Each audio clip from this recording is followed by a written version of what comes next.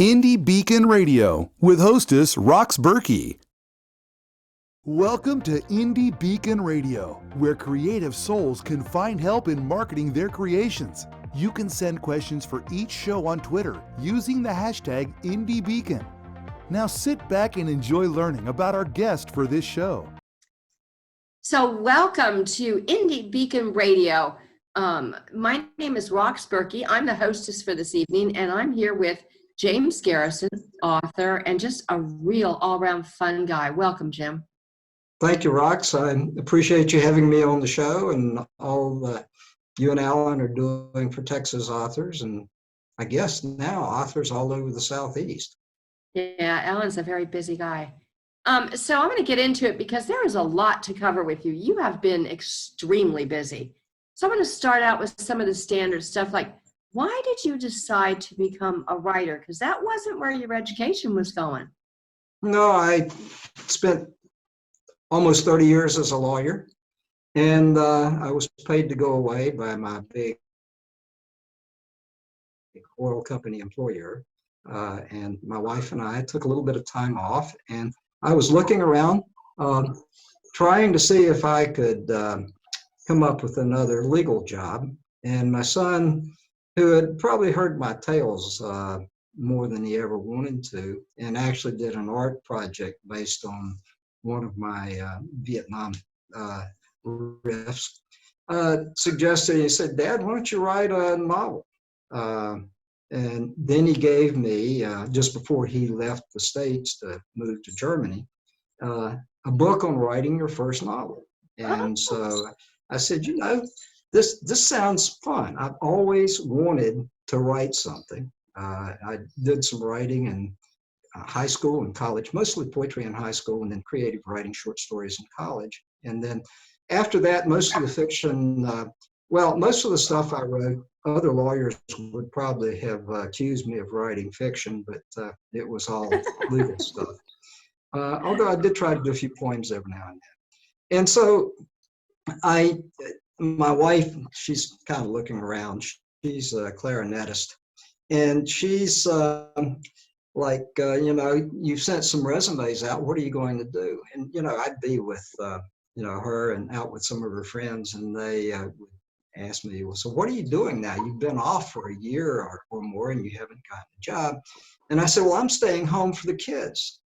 And, one's in Germany and one's on the East Coast, but just in case they call. And they did call. And so I was enjoying that so much. Every day was a Saturday. And so I started thinking about the Vietnam experience. And it sort of grated on me for the last 30 years. I had avoided Vietnam, thinking about it, until I read The Things They Carry by Tim O'Brien and came across a little piece that struck a chord in there. And then I started digging into it, read a book by, I think it's Stanley Carnell, about the history of Vietnam and the war. And I pulled out all my memorabilia and started looking at that. And he said, I can write a novel. And I wrote about Vietnam. And I wrote a little short story first that was actually based on a true incident. And then I just started putting everything down on paper. And as a lawyer, it's just kind of easy to kind of spin stuff out.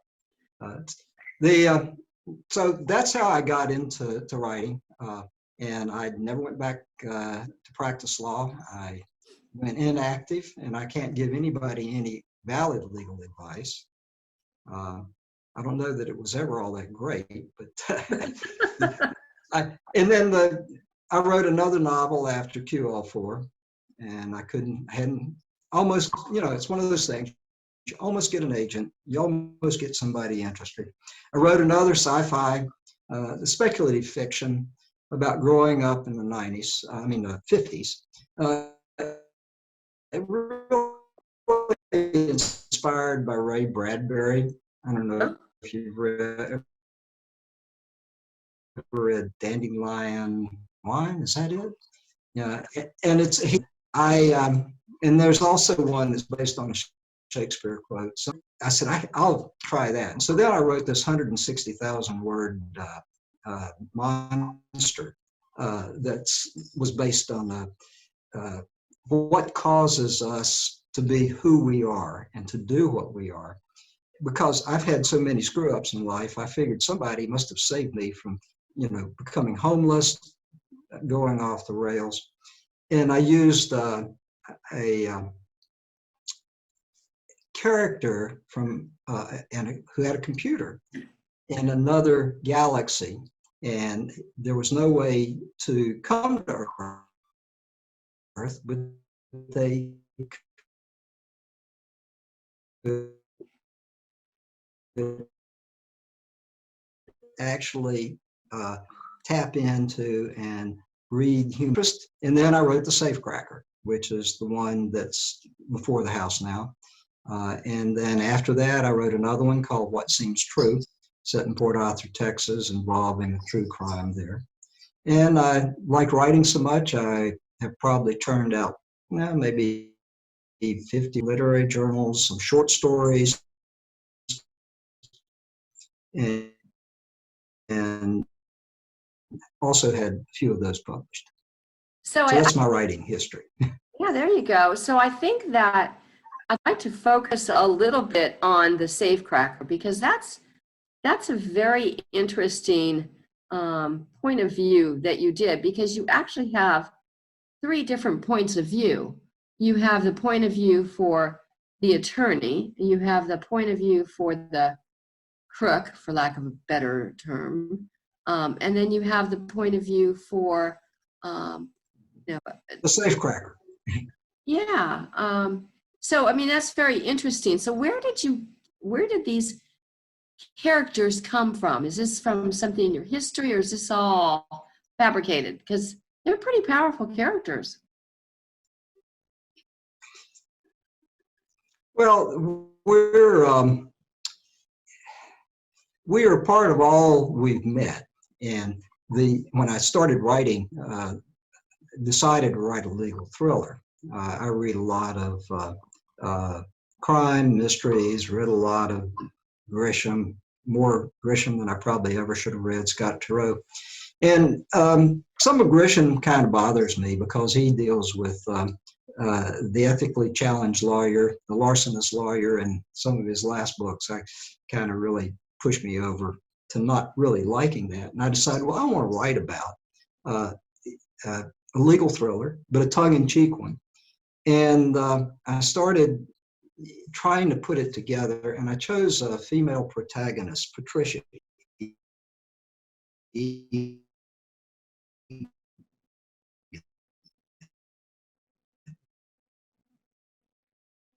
So who is Patricia Egan? And I'm sorry, broke up.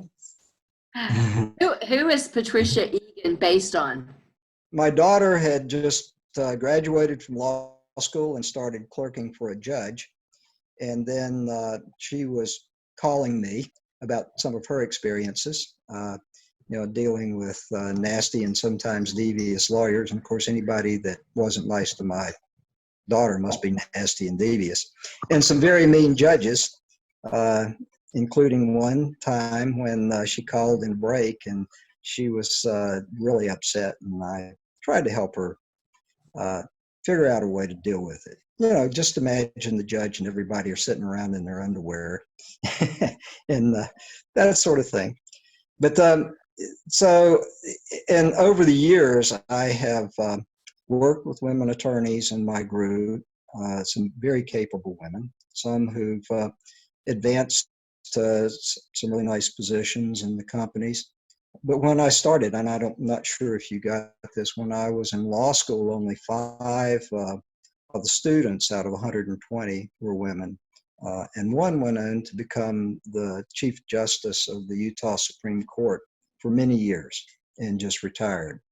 So, and I decided I want to try to do a female character, but I didn't feel like I could totally present everything that way. And so I brought in Jack Alexander, and I viewed them as a kind of a duality, that Patricia is idealistic, very ethical, and she comes from an old Southern family, Macon, Georgia, where her father was the apple of his eye, and the family kind of fell apart when the brother is murdered by a divorce client in the firm. That's all backstory. That's not really in the book, but Jack, who is the yin to the yang here, or the other part of the duality, is not so idealistic. He comes from a very poor background. So we were. Your favorite characters to write about in Safecracker really were Patricia Egan and Jack Alexander, right? Well, they're the main characters, but I have to tell you, I kind of like Billy Angel and his mom, Judy Kay, and Dimples the dog. Dimples the dog. There you go. So why did you like Billy Angel? Did he remind you of people that you had litigated for, or just because he was so odd? Well, he was inspired by actual Safecracker, who did some of the things this Safecracker does. But I took the Safecracker who educated me about safecracking and said, well, what if this had happened in these circumstances and situations? This Safecracker that I actually represented at one point 50 years ago ended up pleading guilty to a couple of counts, including escape and assault on a jailer. Nice. And which I may be giving away too much of the book, because I actually met him on death row in Central Prison in Raleigh, North Carolina. And wow. He was there for safekeeping because they were afraid he would escape. And in the book, that's pretty clear from the first chapter. That's where he is and why he's there. He's kind of, the crook who has his own moral code, the honor among thieves sort of things. And right. I actually chose his name, Billy Angel, because of the movie I saw when I was a kid called We're No Angels with Humphrey Bogart. Yeah. Who are 3 escaped convicts. And I had that in mind. They had the little viper they carried around, the pet. Right. Okay. So I thought, I'll just call this guy Billy Angel. And Billy knows about some of the things related to the plot, which is a scheme to defraud a giant alternative energy project. And he helps, or unwillingly helps, Patricia Egan stumble onto the plot. And then Jack Alexander gets tied into this, and they all get in the crosshairs of the conspirators, who happen to be some of Jack's and Patricia's former clients and current clients. And they don't want anybody to find out how they're going to make the money off of this huge project where there's hundreds of millions of dollars in municipal bonds. Understood. I mean, that's just about as creepy as it gets. So that's very cool. So how long did it take you to actually write the Safecracker once you kind of focused on it? Oh gosh. Well, my method, years. Okay. And I'm sure it went through 10 or 12 drafts. And there's a story behind that. I always start out with just sticky notes in a 3-ring notebook where I come up with what I want to achieve, who are the characters, timelines, and then I write it out longhand, and then I type it up. Which I consider my first draft. I don't consider the longhand draft the first one. I do an outline after I get all the notes together. But I had a number of people read it. In particular, a woman I used to work with, a lawyer, to get her reaction. Another woman I knew who could try to tell me, is Patricia Egan believable? My wife, of course, is my first reader. And my wife is so generous with me that, she'll help me some ways, but she's not going to be really critical. The woman lawyer I had read it, she used to, when I was writing briefs, like I had one for the Fifth Circuit, she'd go through and just slice it up and tell me how I needed to change. So she helped me with the editing, and it passed muster with them. So I managed to get a beta reader.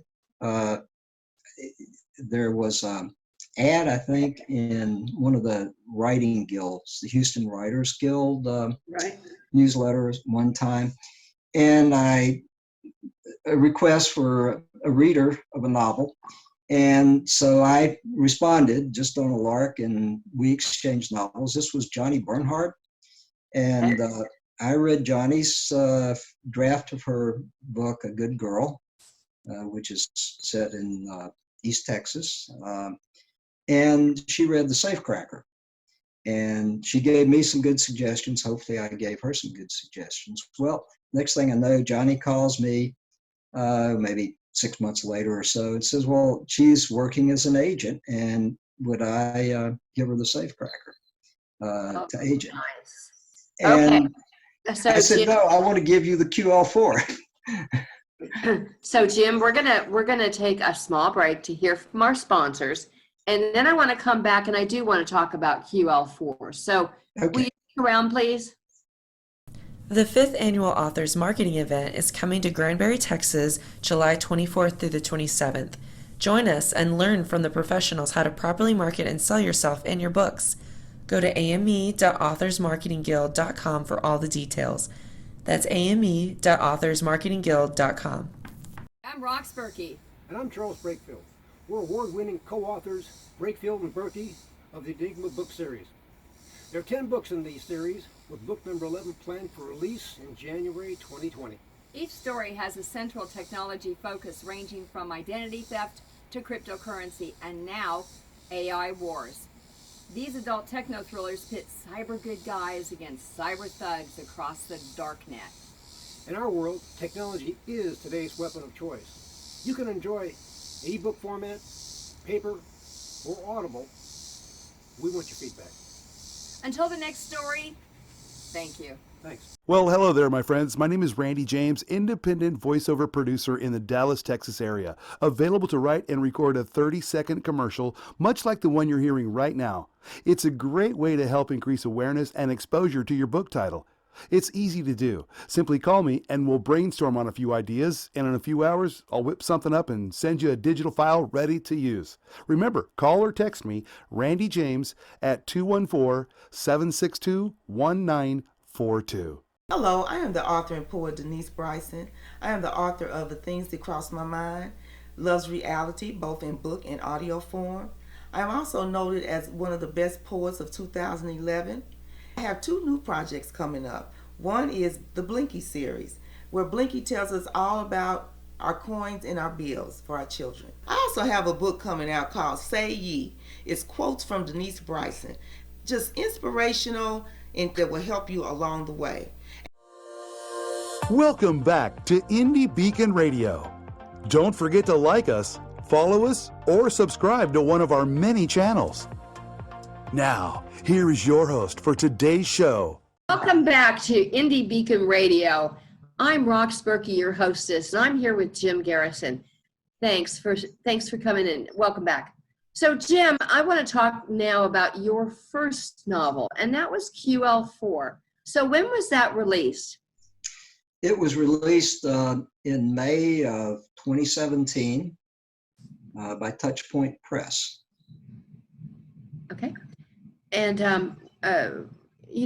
what prompted you to put that novel together? Because it was different than other things you had done. Well, the whole QL4, the stories, everything were all there gestating for years. Uh-huh. And, one thing about Vietnam, when I came back, I didn't face any revulsion or mistreatment from anybody. I wore my uniform across the country, up the East Coast to visit a friend. What I did find is when I went back to the rarefied environment of Duke Law School, and I was drafted out of law school, what I did find was indifference. And it's just like everybody wanted to forget. And I don't want to forget. And I don't want Vietnam veterans to be forgotten. I don't want the war to be forgotten. And the time period and the conflicts.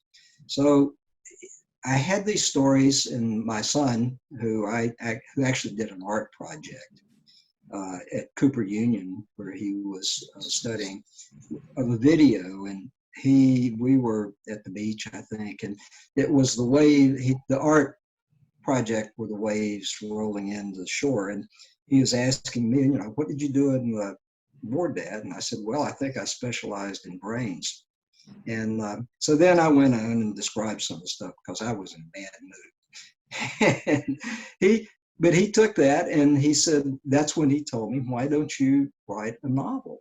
And he didn't specifically suggest QL4, but the QL4 goes to the corruption, the black market, the conflicts that were involved in Vietnam. I was there in 1970 in Mekong Delta as a military policeman. And I could tell even then that this was a losing proposition. The Vietnamese and the Americans, I wrote a letter home and I say, they hate each other, to my brother. And they won't last. Vietnamese won't last 5 years after we leave. And they were suffering mightily. The poverty-ridden country, stricken country. And, we bring in all this wealth, and one of the main mediums of exchange were the cigarettes that were being brought in, pallets of beer. Things were disappearing. And so I wanted this focus on the black market and the conflicts, black versus white, professional soldiers versus draftee that was going on. So now, Jim, were you a draftee or did you simply volunteer? No, I didn't volunteer. I always stood in the back row and never raised my hand for anything. I was drafted after my first year in law school. Okay. Yeah, that was the whole draft thing around that period of time, and it was very scary as the numbers came up, I remember.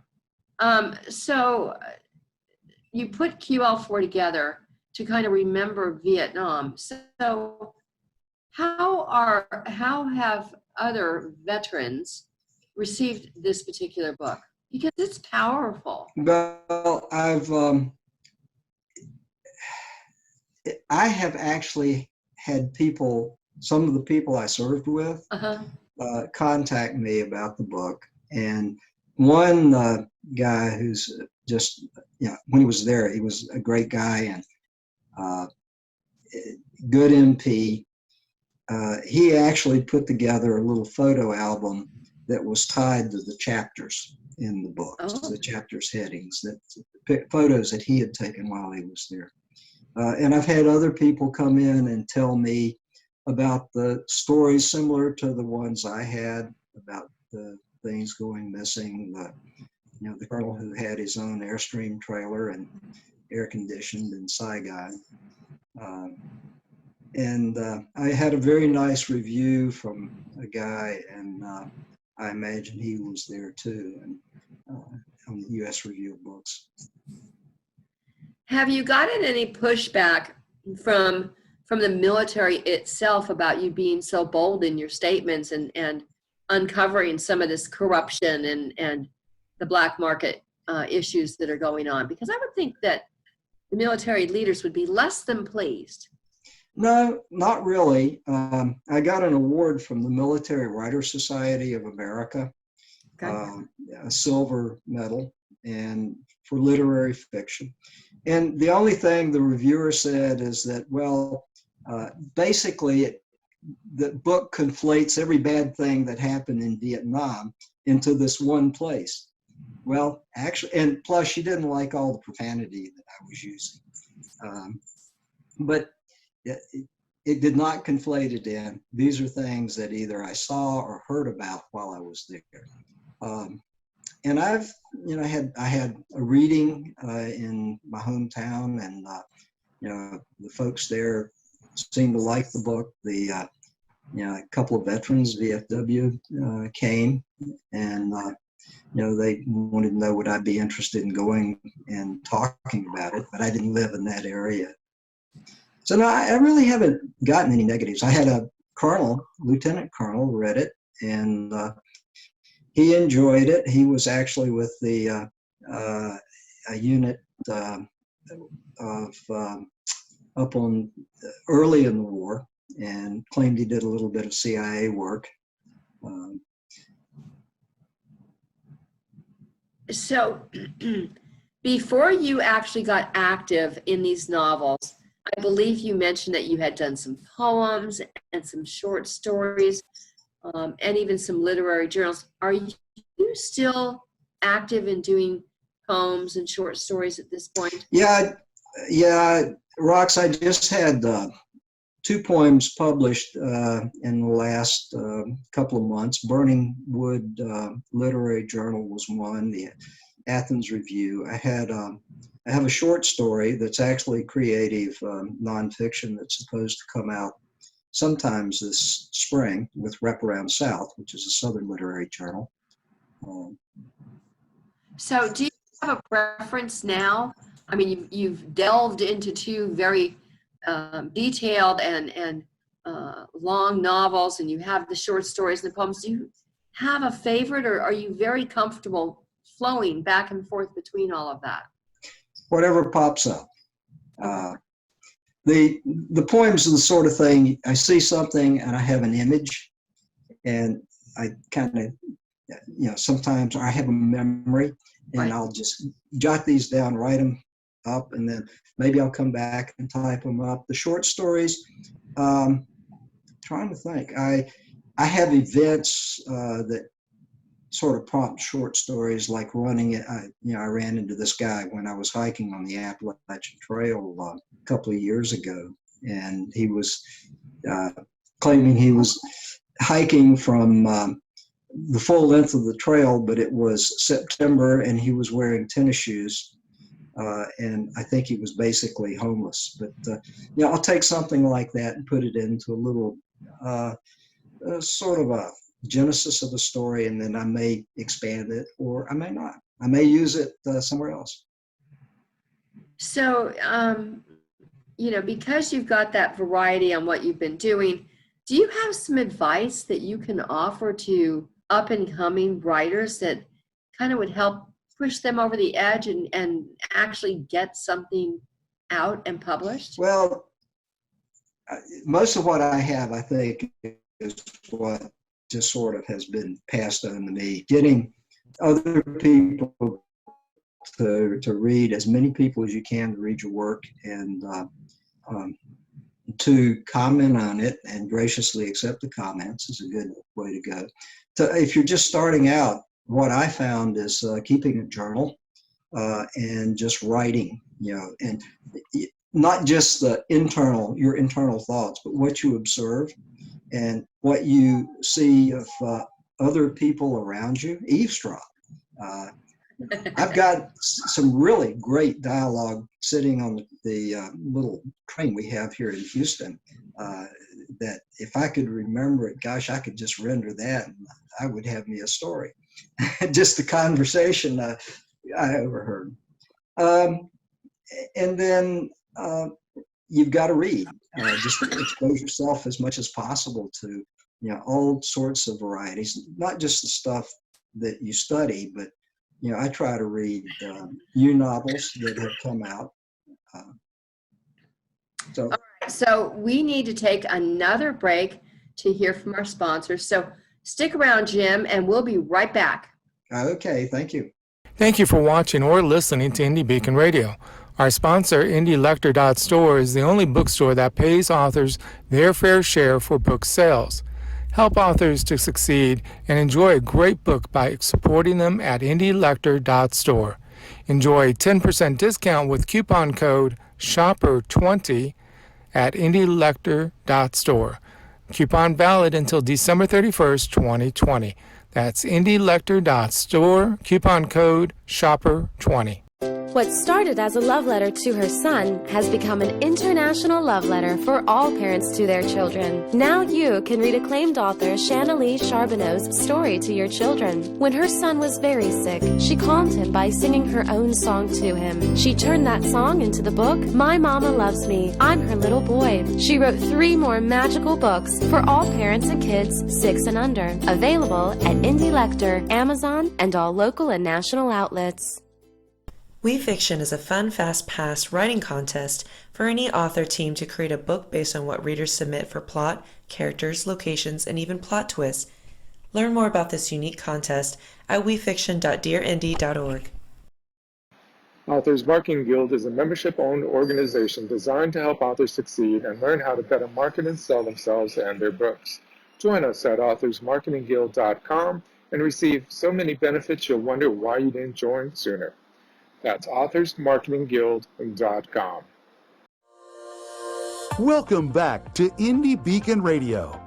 Don't forget to like us, follow us, or subscribe to one of our many channels. Now, here is your host for today's show. Welcome back to Indie Beacon Radio. I'm Rox Burkey, and I'm telling you, I'm loving this conversation with Jim Garrison. And I mentioned it before, Jim, but thank you for serving. I know that particular war was very tough. And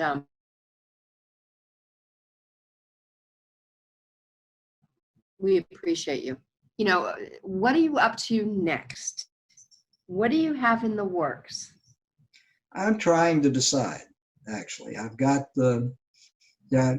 thought about trying to put the poems together in a chapbook, maybe a book of short stories. I've got the True Crime in Port Arthur, Texas, where 2 employees were accused of murdering their supervisor, who was the first Black supervisor in the small Texaco plant.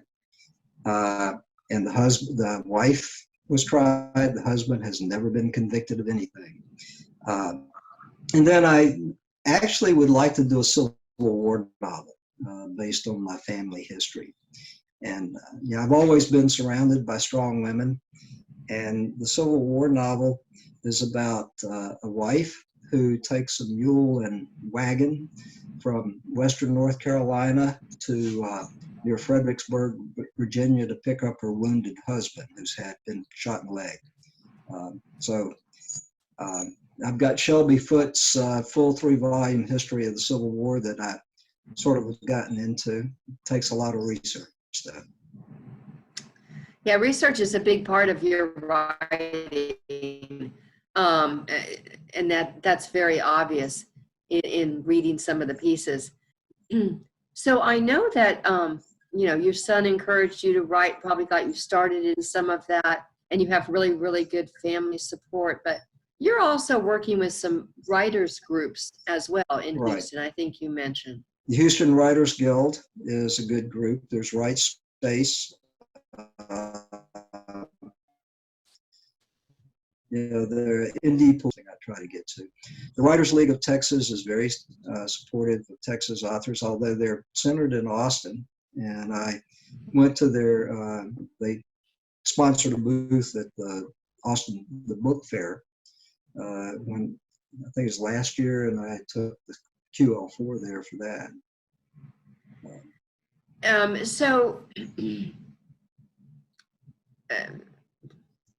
I lost my thought. I'm sorry.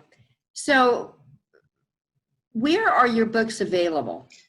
Both QL4 and Amazon and the Safecracker are available on Amazon and Kindle and paperback. They're also available on Nook through Barnes and Noble in paperback. And they're available through my publisher, Touchpoint Press. And you have a website too, as I recall, and I've been visiting it. So why don't you tell folks what your website is? Because my name, it turns out, is so common, it's James Garrison -author. I also have 3 Facebook pages related to my work. I've got one for QL4, which I have done some entries and put some posts on. One I like particularly is another Vietnam War novel, Damn Right. And I have a page for the Safecracker where I've given some background of it, and then I have a James Garrison page. Is there a place on your website where people can look and, I want to meet you. I want to meet you face to face and have you sign a book that people can see where you're going to be? Yeah, there's a news section. It's broken down with tabs. My son actually designed the website for me. He is not only a writer, he is a multi-talented individual who designed the cover of the Safecracker as well. I think he comes by it honestly, and I hate to say this, Jim, but we have run out of time, and I really appreciate you being here on Indie Beacon Radio, and I hope to talk with you again.